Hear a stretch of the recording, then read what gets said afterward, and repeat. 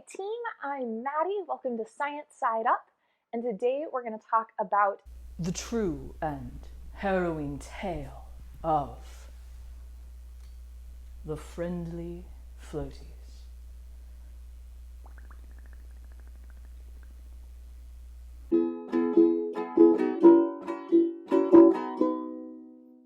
In the year of our Lord, 1992, Whitney Houston would top the charts with her single, I Will Always Love You.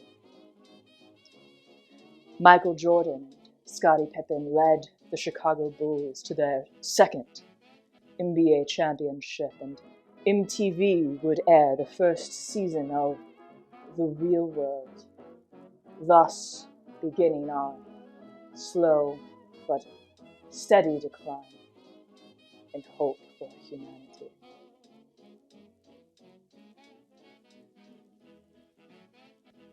In the cold waters of the North Pacific,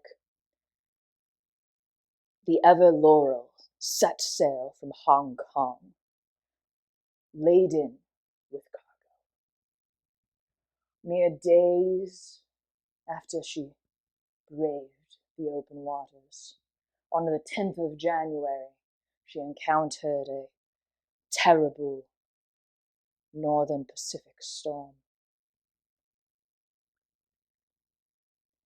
Waves crested over the sides, rocking the boat to and fro, and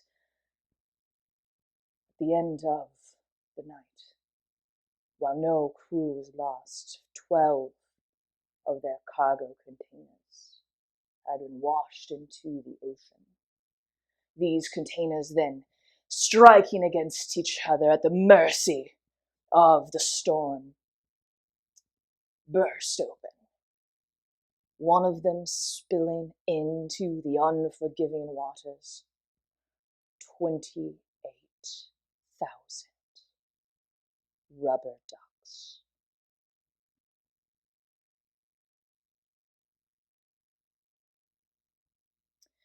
These rubber ducks then began their years-long journey, thrown about the ocean.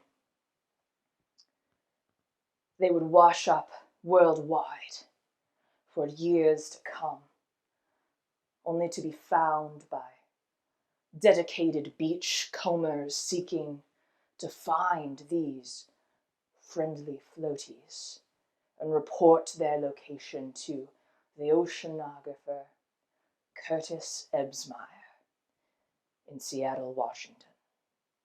why would someone who has spent their entire career studying ocean surface currents care about a bunch of rubber ducks lost at sea? Well, turns out, ocean, real big. And I know that sounds simple, but that's actually one of the big difficulties of oceanography is that the oceans are huge, right? It's the majority of our planet is ocean, and they move kind of slow. Some of the currents take years to complete. So, um, actually knowing the precise lat long of where 28,000 rubber ducks, and it was actually a number of bath toys, but I only found rubber ducks at the local dollar store. Um, so knowing where all of those entered the ocean, you know their exact location, you know the date that they started. So tracking where they end up tells you a lot about ocean surface currents. The majority of the friendly floaties, about 2/3 of them, washed ashore within like a few weeks, maybe a couple months of that storm. And they washed ashore in, some hit Hawaii, and then most went down to Australia and New Zealand, with a few ending up on the western coast of South America. The next major landfall event would be in November of 1992, almost a year after the initial accident. And That would be on the coast of Alaska. In 95, a number of the ducks made landfall in Russia on the other side of the Bering Sea from the Alaska landfall event. And then in 96, there was another landfall event in Tacoma, Washington. Now, some of these friendly floaties actually traveled up north into the Arctic and got frozen into the Arctic sea ice.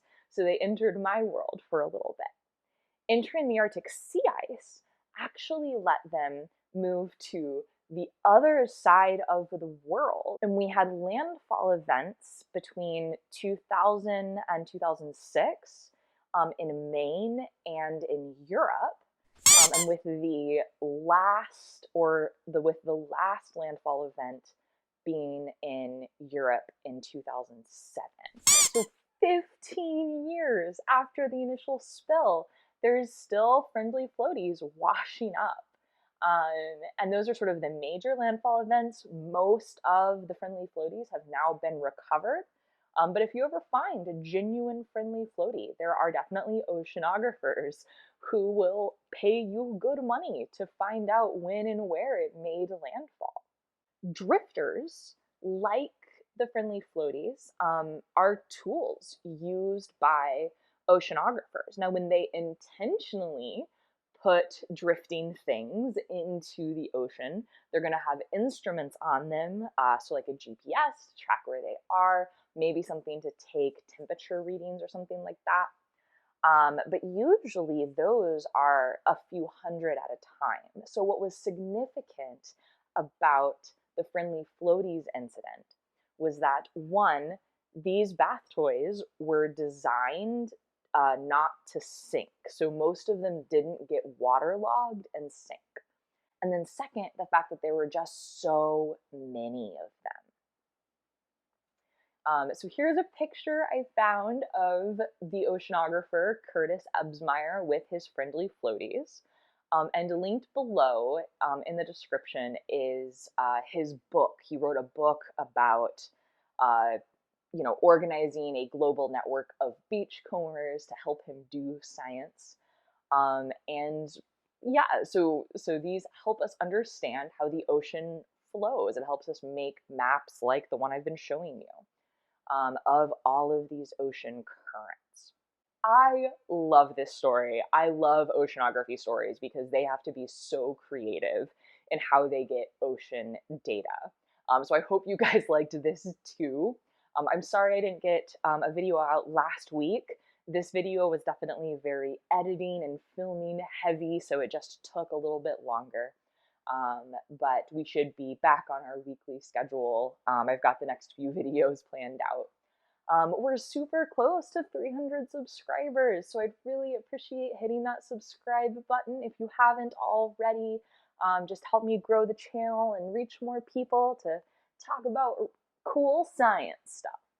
Okay, team, that's all I've got for you today. I hope you and those you care about are well. Stay safe, and I will see you guys next time. Bye, team.